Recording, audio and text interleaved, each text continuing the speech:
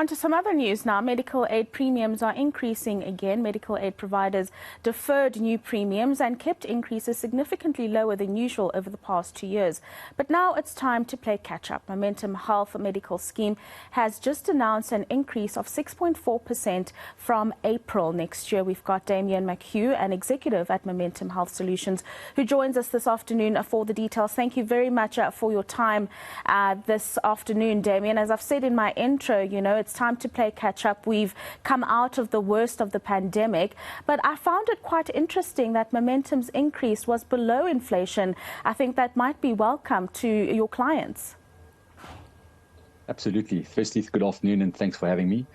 Yeah, we have done exactly that. We've had to look and balance a number of different things, Rofhiwa. I think not only the sort of climate that we face ourselves, the inflationary climate that we face ourselves, or that faces us, I guess, but also our ability to be able to assist the consumer that's still in a difficult financial situation. We know that many households have been under pressure, so our ability to use some of the reserve that was built up during the COVID, the hard lockdowns when people weren't using healthcare as much, and to pass some of that on by delaying the increase and keeping the increase there for lower, an effective increase of 6.4%, I think is really caring for our members in the best possible way that we could. You've spoken about reserves that you were able to build up over the pandemic period.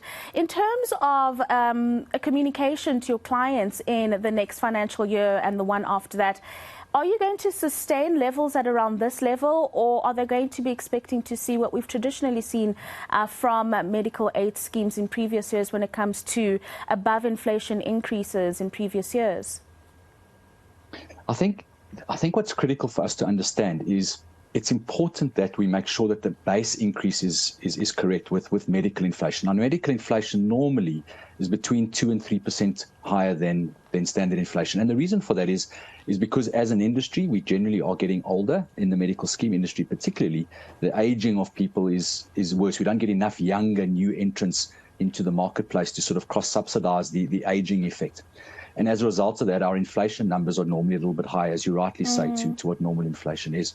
So we as the youngest large medical scheme in South Africa, there is a bit more protection because we have a younger age profile. And as a result of that, over the last almost decade, the last 10 years, we've had one of the lowest increases year on year. So I think each scheme will have to look at that differently. But importantly, we've also made sure that the base increase for ourselves is correct so that we don't have these sort of shocks where you have a low increase one year and then a really big increase another year. We try to bring, sort of stability and security that the consumer that's on Momentum knows that there's a range, a small range of increase in which they could get over a long period of time. And we've been able to do that really, really well without reducing benefits in the scheme also for a decade. Now, a client watching this is saying, well, Damian, I'm going to be paying 6.4% more from April next year. Are there going to be some enhancements in terms of the product offering to the clients? Absolutely. There have been some enhancements made. We've added some virtual GP consultations in some of our plans. We've added some bio and physio benefits on some of the other plans. We've also made some really interesting advancements in our rewards program, Multiply, which enables a consumer to engage more in their total health. A lot of the rewards programs that we've seen in the past have really just engaged people in their physical well-being. And we know as a result of COVID, mental illness has been on the rise. And we want to help consumers understand where they are in their total well-being and incentivize them and reward them for not just looking after physical well-being, but mental well-being as well. Damian, you do indicate in your release today that you do understand that the environment remains a challenging one. And based on the current environment that you're operating in, what trend have you found in terms of more and more people taking up medical aid, or perhaps letting it go as a way to save costs? I think we've seen a bit of both of those things.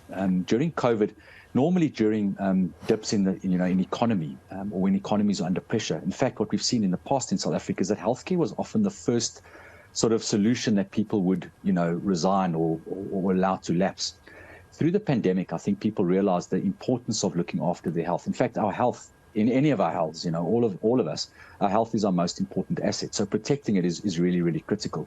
So I think we've seen some resilience in the consumers to remain in the healthcare plans that they have, or potentially at least stay and downgrade, within an option rather than lapse. So we've seen some the industry itself is quite mature, so we don't see a lot of new growth or a lot of new entrant growth, and we're doing a lot of work to try and encourage younger people to join, as well as launching other solutions outside of the medical scheme world.